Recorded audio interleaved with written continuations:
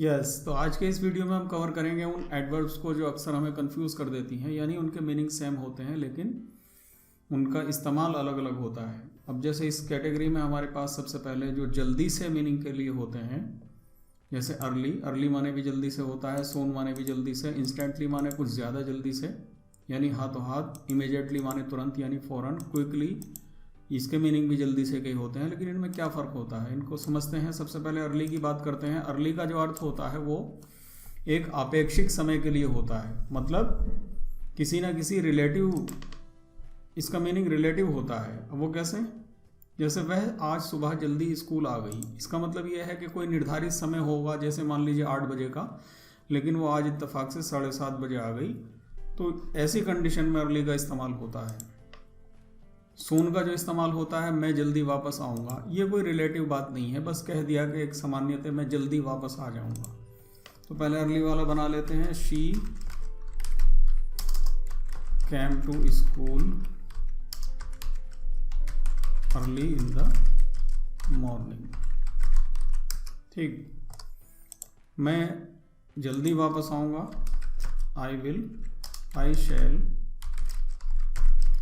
Come back soon. Come back भी लाते हैं, return भी लाते हैं, come back soon. Come back का इस्तेमाल होता है ज़्यादातर इसमें, वापस आऊँगा। तो अर्ली और सून का फ़र्क जाहिर हो चुका होगा।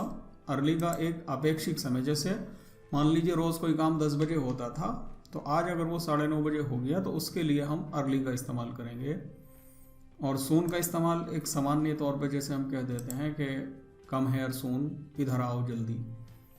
इंस्टेंटली और इमीडिएटली दोनों का मीनिंग कुछ ज़्यादा जल्दी से का होता है, यानी तुरंत का, लेकिन थोड़ा सा इनमें फ़र्क है। इंस्टेंटली तब इस्तेमाल होता है जब एक काम हुआ और उसके हाथों हाथ फ़ौरन, उस काम के होने के फ़ौरन बाद दूसरा काम हो जाए, यानी दूसरा वाला काम पहले वाले काम पे थोड़ा सा ताल्लुक़ रख रहा है, रिलेशन रख रहा है। कि जैसे वह दिल्ली गया और हाथों हाथ वापस आ गया, जैसे ही वैक्सीन लगवाई गई हाथों हाथ सर्टिफिकेट डाउनलोड हो गया या अपलोड हो गया।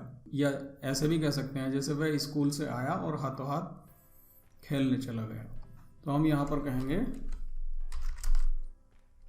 ही went to Delhi and compound sentence है इंस्टेंटली। यहाँ पे इंस्टेंटली का इस्तेमाल होगा, क्यों? क्योंकि वो दिल्ली गया और हाथों हाथ वापस आ गया। इस हाथों हाथ को हम तुरंत भी कह सकते हैं instantly come back, came back. अब जैसे यह है मरीज को तुरंत भर्ती किया गया, चौथे सेंटेंस में हम, तो अगर इसमें यह होता है कि जैसे ही मरीज को हम अस्पताल ले गए फ़ौरन भर्ती कर दिया गया, फ़ौरन यानी हाथों हाथ भर्ती कर दिया गया, तब इंस्टेंटली लाते। लेकिन फ़िलहाल सिर्फ इतना कहा जा रहा है कि मरीज़ को तुरंत भर्ती किया गया, तो इसलिए यहाँ पर आएगा इमीडिएटली।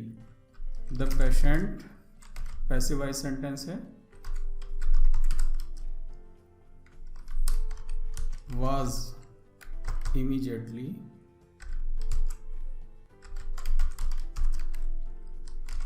एडमिटेड। पैसिव वॉइस की संरचना अभी आपको आगे पता चलेगी। अब आता है क्विकली। क्विकली इन चारों से बिल्कुल अलग है।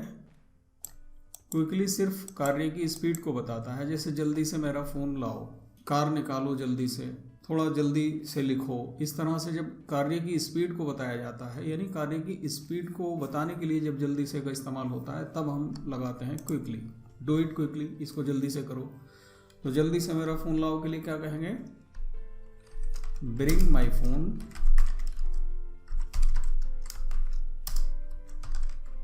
फोन को हैंडफोन कहते हैं,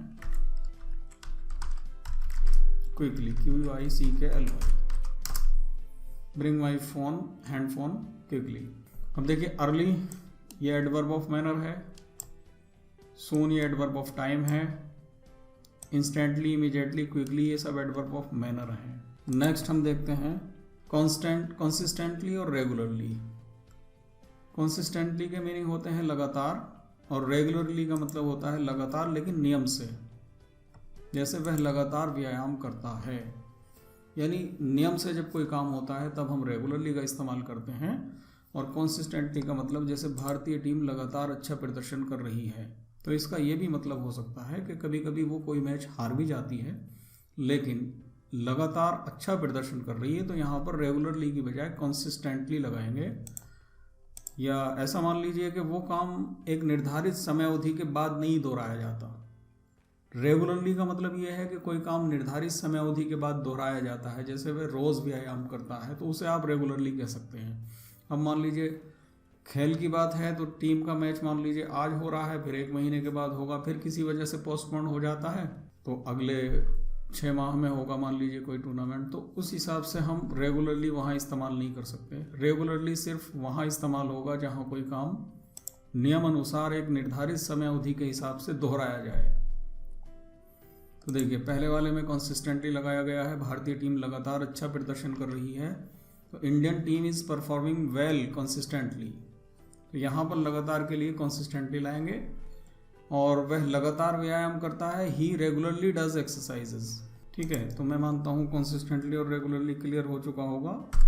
अब नेक्स्ट हम देखते हैं यस, वेल और नाइसली।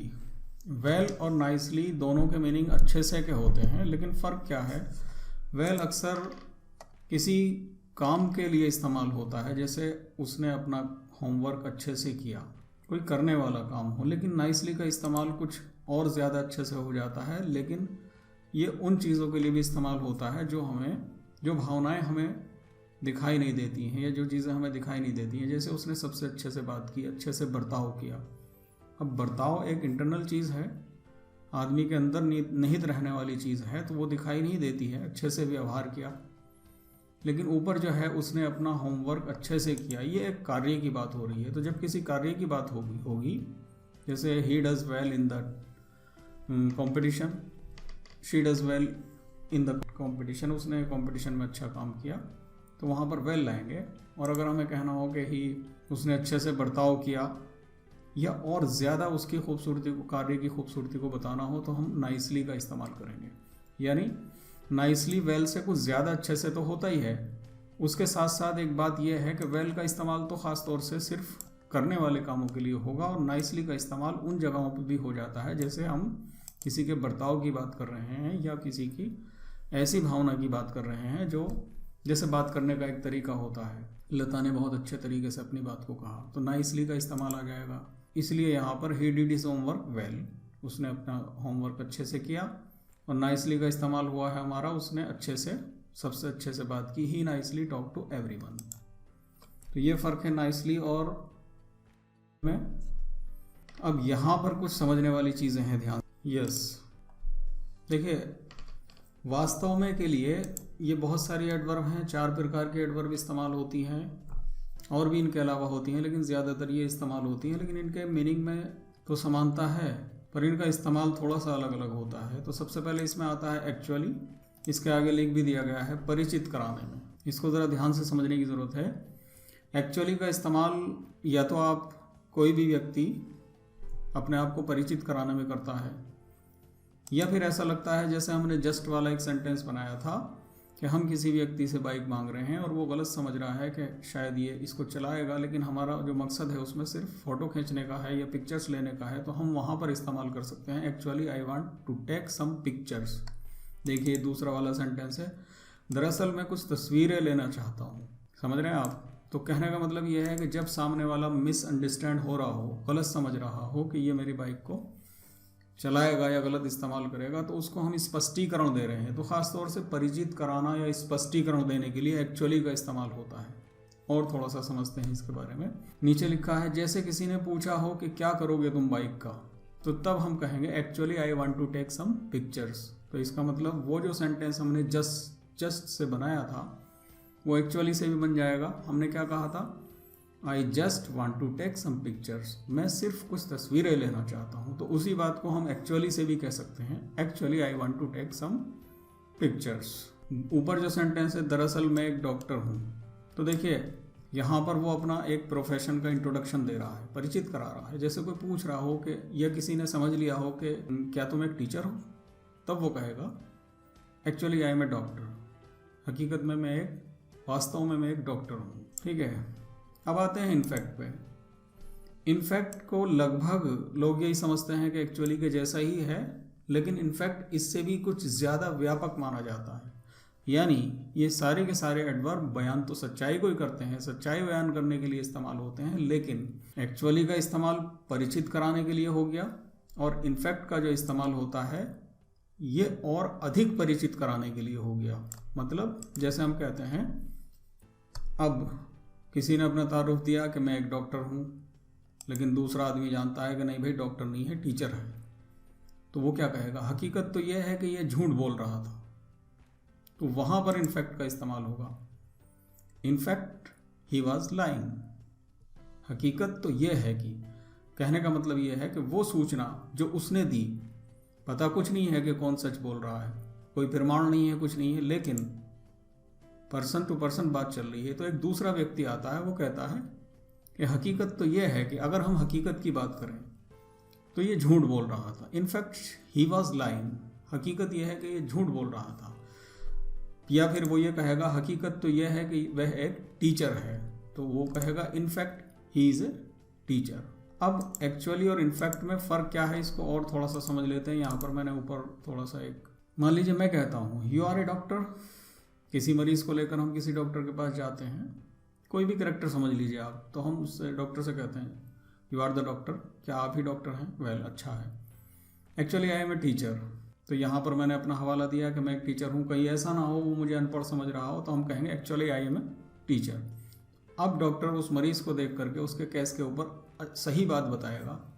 क्या कहेगा कि डॉक्टर की बात क्यों ली हमने यहाँ पर, डॉक्टर का एग्जाम्पल क्यों लिया? क्योंकि डॉक्टर ही जानता है सही करके कि फैक्ट क्या है किसी भी मर्ज के बारे में।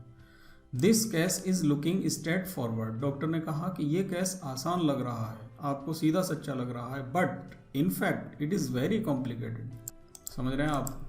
यानी डॉक्टर ने कहा कि आपको इस मरीज़ का, जिस मरीज़ को आप लाए हैं, इसका केस आसान लग रहा है देखने में, बट इन फैक्ट वहाँ पर वो एक्चुअली का इस्तेमाल नहीं करेगा, वहाँ पर वो लगाएगा in fact it is very complicated. लेकिन हकीकत की अगर बात करें, यानी और ज़्यादा सच्चाई की अगर आप बात मुझसे पूछें, तो फिर ये केस बहुत ज़्यादा कॉम्प्लिकेटेड है। तो फ़र्क क्या हुआ? यानी जब हमें और ज़्यादा स्पेशलिटी के साथ सच को रिफाइन करना हो, तब हम जाके इनफैक्ट का इस्तेमाल करते हैं। इसका एक और एग्जाम्पल समझ लेते हैं, अगर नहीं आई हो समझ में बात। जैसे मान लीजिए सोहन और मोहन दो कैरेक्टर हैं। सोहन के हिसाब से एक मैथमेटिक्स का क्वेश्चन आसान है, और मोहन के हिसाब से थोड़ा टिपिकल लग रहा है उसको। तो मोहन क्या कहेगा? मोहन यही कहेगा कि this question look so easy but in fact it is very difficult. Mohan ये कहेगा। और सोहन, जिसको अच्छी तरह से आता है वो क्वेश्चन, वो कहेगा actually this question is very easy. वो इस तरह से इंट्रोड्यूस कराएगा।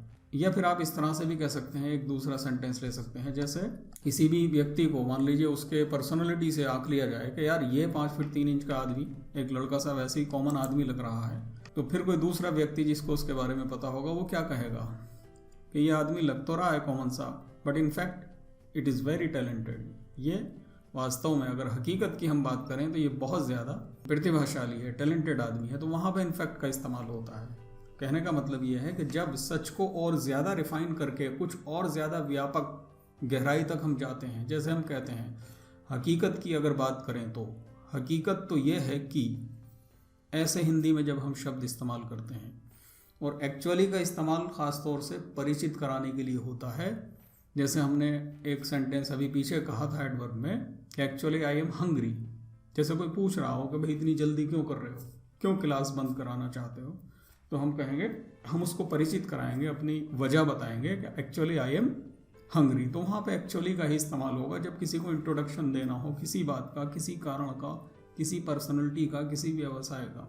जैसे actually I am a doctor. लेकिन अगर सत्य की और दूसरी तह पर पहुँचेंगे, यानी कोई दूसरा आदमी उसे कहेगा जिसको और ज़्यादा जानकारी हो उस बारे में, तो वो इनफैक्ट लगा कर कहेगा। समझ गए आप?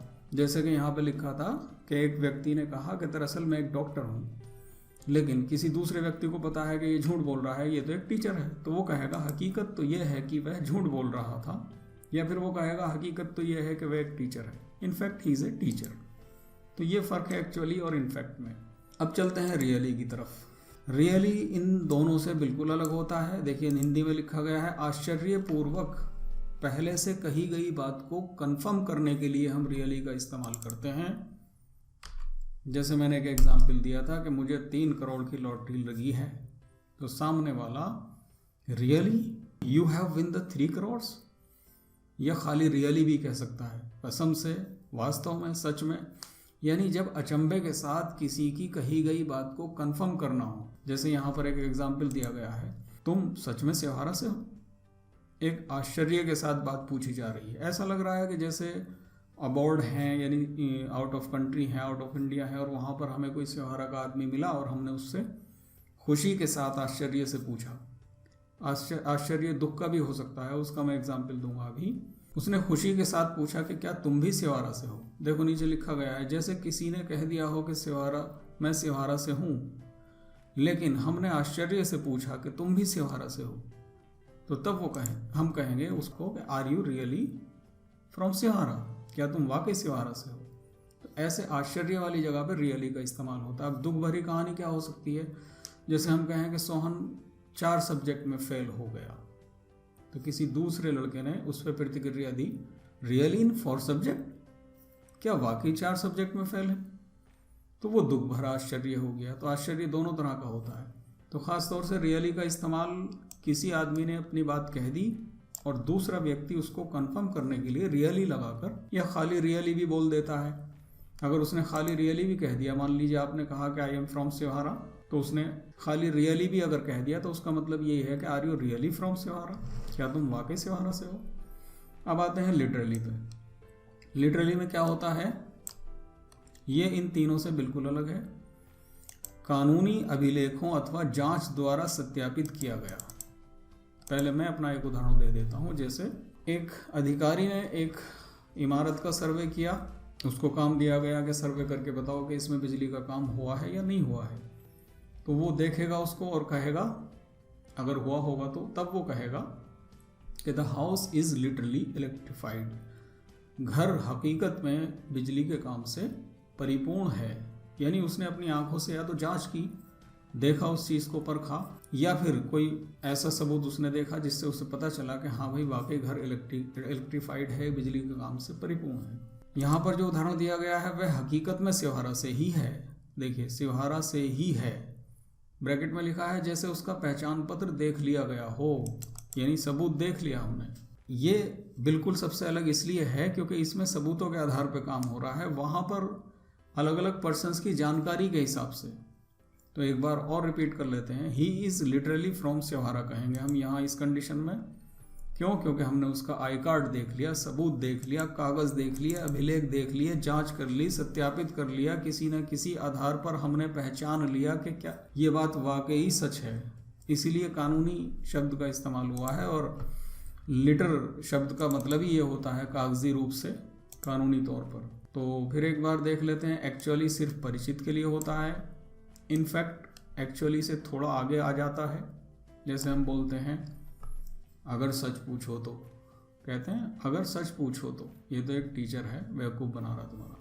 बहरहाल रियली का मतलब होता है आश्चर्य से अगर हम किसी की कही गई बात को दोबारा से कंफर्म करते हैं, और लिटरली का मतलब कानूनी तौर पर जब कोई चीज़, कोई सच निकल के सामने आता है तो हम उसे लिटरली एडवर्ब का यूज़ करके करेंगे। यस, नेक्स्ट देखते हैं ऑलवेज और फॉरएवर। ऑलवेज का इस्तेमाल होता है हमेशा, दोनों को लगभग ऐसे ही मान लिया जाता है जैसे हमेशा मीनिंग है इनका, लेकिन क्या है, ऑलवेज का मतलब होता है हमेशा और फॉरएवर का मतलब होता है हमेशा के लिए। वह हमेशा सच बोलता है, ही ऑलवेज स्पीक ट्रूथ। और मैं हमेशा के लिए तुम्हारा दोस्त बनना चाहता हूँ, तो यहाँ कहेंगे I want to become your friend forever. Forever का मतलब हमेशा के लिए। वैसे खास इसमें कोई समझाने वाली बात नहीं थी, लेकिन क्योंकि इस सीरीज़ के अंदर आ रहा है ये भी, इसलिए ले लिया गया। तो क्लियर हो चुका होगा, फॉर एवर का मतलब होता है हमेशा के लिए, ठीक है। और एक चीज़, ऑलवेज जो है एडवर्ब ऑफ नंबर है, और फॉर एवर जो है वो एडवर्ब ऑफ मैनर है। हमेशा के लिए यानी कैसे दोस्त बनना चाहते हो, हमेशा के लिए, ये एडवर्ब ऑफ मैनर है। अब हम आते हैं एवरीडे और डेली पे। ये भी लगभग पहले बता दिया गया है। अगर कोई काम, जैसे हमने पहले सेंटेंस बनाए थे शी कम्स स्कूल डेली लगाकर, तो डेली नहीं लगता क्योंकि स्कूल की छुट्टी भी होती है। यानी कोई काम अगर रोज़मर्रा के हिसाब से रिपीट होता है, रोज़ डेली, तो तब आप डेली लगाएंगे। लेकिन स्कूल वाले मसले में, स्कूल के मसले में संडे में स्कूल बंद होता है या और भी ऑफ्स होते हैं, स्कूल की छुट्टियां होती हैं, तो इसलिए वहाँ पर प्रतिदिन के लिए एवरीडे का इस्तेमाल होगा। तो she comes school everyday. Everyday का मतलब जिस दिन भी स्कूल खुले उस दिन, और डेली का मतलब रोज़ाना, चाहे वो संडे हो या मंडे हो।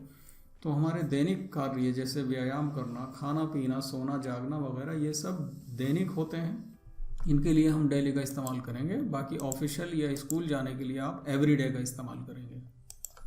नेक्स्ट, ये लास्ट में आपको अच्छे से समझने की ज़रूरत है। यस, देखिए भी के लिए हमारे पास 4 एडवर्ब हैं, जैसे वास्तव में के लिए थी। ऑल्सो माने भी होता है, TOO टू माने भी होता है, मैं इसको टू बोल देता हूँ। और एज वेल माने भी होता है, एज वेल खाली। और इवन माने भी होता है। आज इवन को पढ़ने का नंबर आया है, क्योंकि इवन से बनने वाला सेंटेंस कंपाउंड हो जाता है ज़्यादातर, इसलिए मैंने इवन को नहीं बताया था। और कंपाउंड कॉम्प्लेक्स सेंटेंस अभी पढ़े नहीं गए हैं। जैसे भी के लिए सबसे पहले हम देखते हैं ऑल्सो को। देखिए ऑल्सो, टू और एज वेल, शुरू के जो ये 3 हैं, इन तीनों का इस्तेमाल एडिशनल इंफॉर्मेशन के लिए तो होता ही होता है।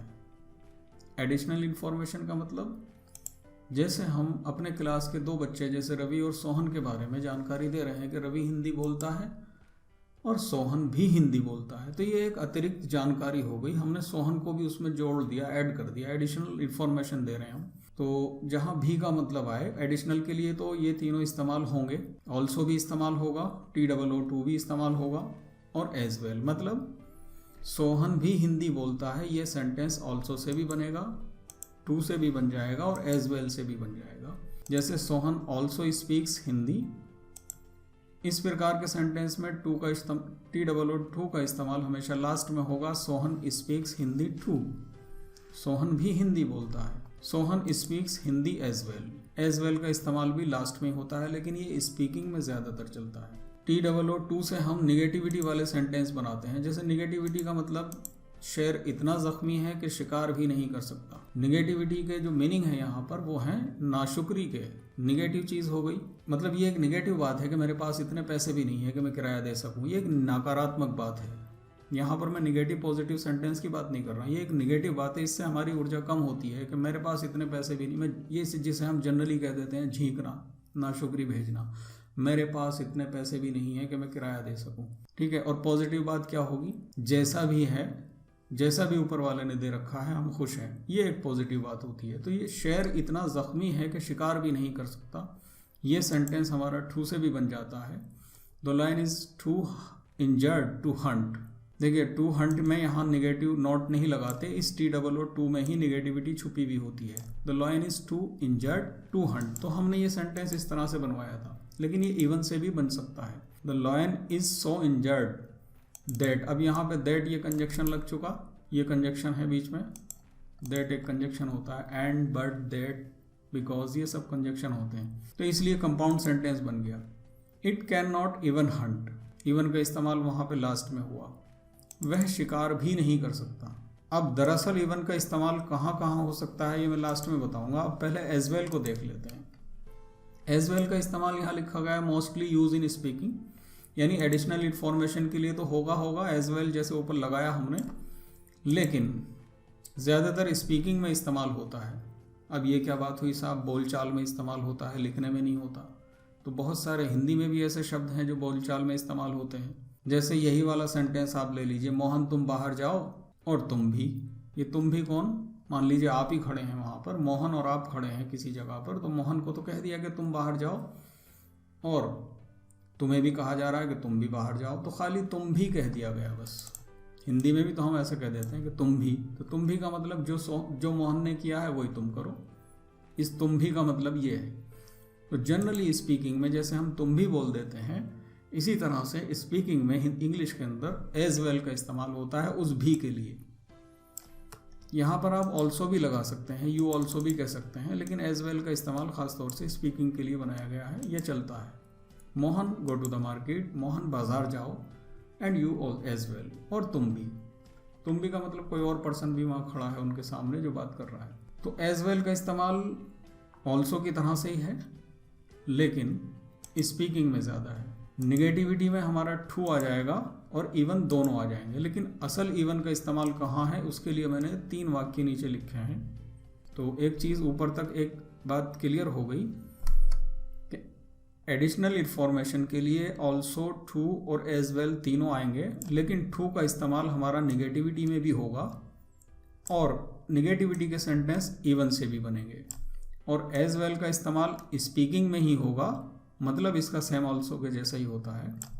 और सरप्राइज वाले जो सेंटेंस हैं ये जैसे, अब आप समझिए, सरप्राइज वाले जो सेंटेंस होते हैं उनमें अगर भी आ रहा है तब वो सेंटेंस इवन से बनता है। तो मतलब क्या हुआ, देखिए उसमें भी आश्चर्य तो था ना, शेर इतना जख्मी है कि शिकार भी नहीं कर सकता, तो आश्चर्य था इसलिए इवन से बना, निगेटिविटी थी इसलिए टू से बना, लेकिन आश्चर्य भी था इसलिए इवन से भी बना। तो क्लियर ये बात क्लियर हो गई कि जिसमें आश्चर्य होगा, सरप्राइज होगा, वो सेंटेंस इवन से बनेगा।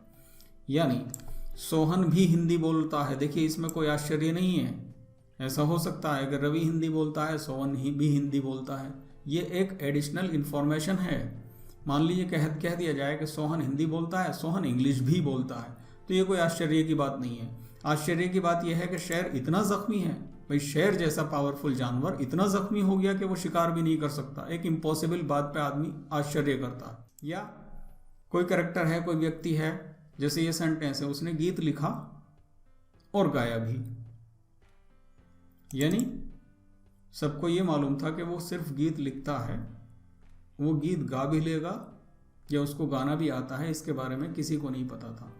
तो ये एक सरप्राइज वाली बात हो गई, उसने गीत लिखा और गाया भी। तो इस भी के लिए आप इवन ही लाएंगे, ना तो यहाँ पे ऑल्सो आएगा, ना यहाँ पे टू आ सकता है। टू क्यों नहीं आ सकता, जब वहाँ आ गया शेर इतना जख्मी पे आ गया, उसमें निगेटिविटी है, तो टू का इस्तेमाल निगेटिविटी वाले सेंटेंस में होगा। अब चूंकि इस शेर वाले सेंटेंस में निगेटिविटी के साथ साथ आश्चर्य भी है, इसलिए सेंटेंस इवन से बन जाएगा। उसके पास किराए के पैसे भी नहीं थे, तो ये कोई एडिशनल जानकारी तो है नहीं, ये तो एक आश्चर्य वाली बात है। उसके पास किराए के पैसे भी नहीं थे, तो ये भी इवन से बन गया, देखो, क्योंकि इसमें आश्चर्य है। अगर हम यहाँ ये कह दें कि वह इतना गरीब था कि उसके वो किराया भी ना दे सका, तो ये टू से भी बन जाएगा फिर, जैसे शेर वाला बना है, क्योंकि उसमें निगेटिविटी आ गई। तो जब भी किसी चीज़ पे आश्चर्य होगा, तो इसको बनाने का तरीका आप देख लीजिए। उसने गीत लिखा और गाया भी, कंपाउंड सेंटेंस है, हिंदी में भी कंपाउंड है, तो ही रॉट अ सॉन्ग, उसने एक गीत लिखा, एंड इवन सैंग, और गाया भी। तो यहाँ पर आप ये भी के लिए इवन ही लाएंगे। जैसे हमने एक सेंटेंस बनाया था उसमें, हाँ ये है, उसके पास किराए के पैसे भी नहीं थे, तो he has no money even for rent, किराए के लिए भी। यहाँ पर आप ऑल्सो लगा के देखिए, आपको खुद को गलत लगेगा। जैसे he has no money for rent also, ये गलत हो जाएगा। क्यों, क्योंकि इसमें एक आश्चर्य वाली बात है।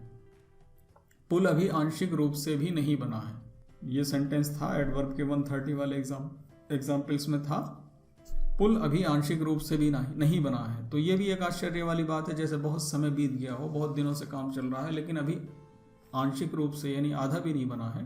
तो हम क्या कहेंगे, the bridge has not been even constructed partially, यानी पुल अभी आंशिक रूप से भी नहीं बना है। तो मेरे ख्याल से ये फ़र्क भी आपका क्लियर हो चुका होगा। इवन का इस्तेमाल हमेशा आश्चर्य के साथ, आश्चर्यचकित कर देने वाली बात को जब भी के साथ कहा जाए, कि जैसे उसने गीत लिखा और गाया भी। तो मैं मानता हूँ कि ये सब क्लियर हो चुका होगा। Thanks for watching, take care.